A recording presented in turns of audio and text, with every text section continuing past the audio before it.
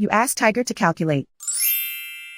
This deals with finding the midpoint between 2 points. The midpoint between the 2 points is -31, 51.5. Let's solve it step by step. Plot the 2 points and calculate the midpoint using the formula. The coordinates of point 1 are x1 equals -85, y1 equals 51. The coordinates of point 2 are x2 equals 23, y2 equals 52.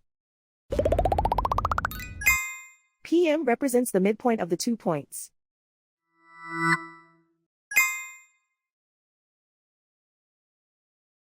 Use the x values in the midpoint formula to find the midpoints x. x1 equals -85. x2 equals 23.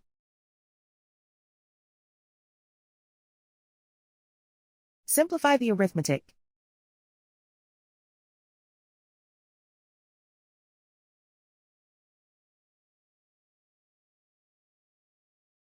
Use the y values in the midpoint formula to find the midpoints y. y1 equals 51.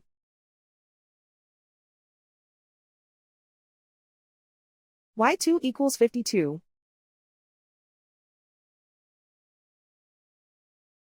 Simplify the arithmetic.